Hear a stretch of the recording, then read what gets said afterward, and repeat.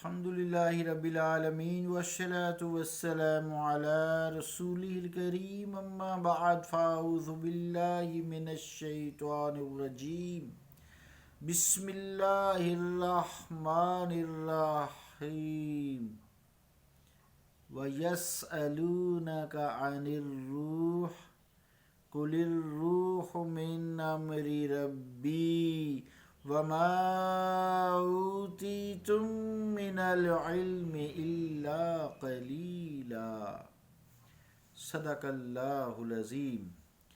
واجب الاحترام سامعین، السلام علیکم ورحمۃ اللہ وبرکاتہ۔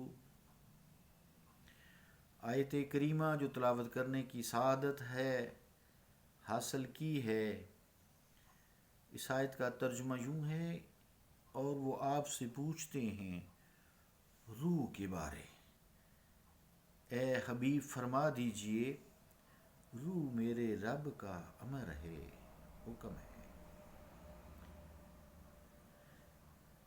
اور جو تمہیں اس میں سے عطا کیا گیا ہے تھوڑا ہے۔ وما اوتیتم من العلم، اور جو تمہیں عطا کیا گیا ہے من العلم، اس کے علم میں سے، الا قلیلا، مگر تھوڑا ہے۔ اللہ کا قول سچا ہے جو بڑی ہی عظمت والا ہے۔ عزیزان گرامی قدر، اس آیت کے حوالے سے جو گفتگو ہے آج وہ یوں ہے کہ دو نظریات ہیں، ایک روح پہلے ہے یا جسم پہلے ہے۔ ان کو تذکرہ کرتے ہیں کہ چونکہ اجسام کے ساتھ ارواح ہی کا تعلق ہے، جسم کے ساتھ روح کا تعلق ہے، لہذا ایک گروہ نے جو اجسام سے پہلے روح کی تخلیق کا قائل ہے، یہ دلیل دی ہے کہ روح جو ہیں وہ جسم سے پہلے تخلیق ہوئی ہیں، اور دوسرے گروہ نے جو تخلیق اجسام یعنی جسم کی تخلیق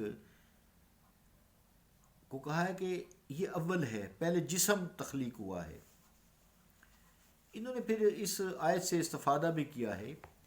آیت یوں ہے، وَإِذْ أَخَذَ رَبُّكَ مِن بَنِي آدَمَ مِن ظُهُورِهِمْ ذُرِّيَّتَهُمْ وَأَشْهَدَهُمْ عَلَىٰ أَنفُسِهِمْ أَلَسْتُ بِرَبِّكُمْ قَالُوا بَلَىٰ أَلَايَا۔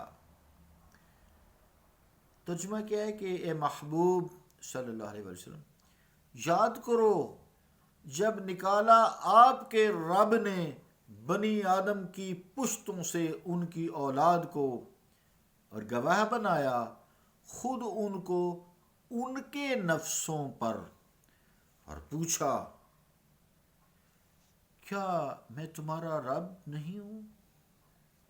سب نے کہا بے شک تو ہی ہمارا رب ہے۔ عزیزان گرامی قدر،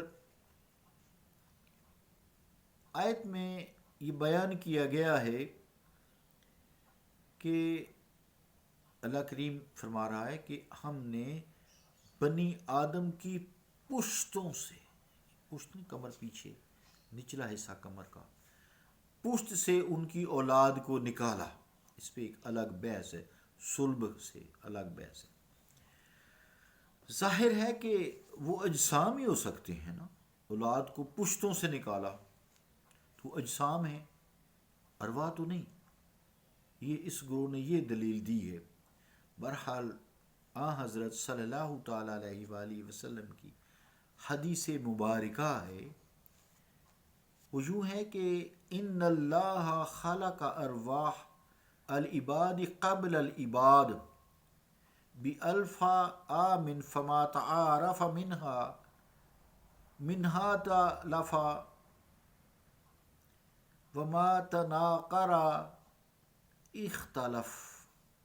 ترجمہ کیا ہے کہ اللہ تعالیٰ نے بندوں کی ارواح کو بندوں سے 2000 سال قبل پیدا فرمایا، اور عالم ارواح میں ان کی باہمی الفت ہو گئی، انہوں نے دنیا میں بھی آپس میں محبت کی، اور جن کا وہاں تعارف نہ ہوا اور وہ دنیا میں بھی ایک دوسرے سے بے گانہ رہے۔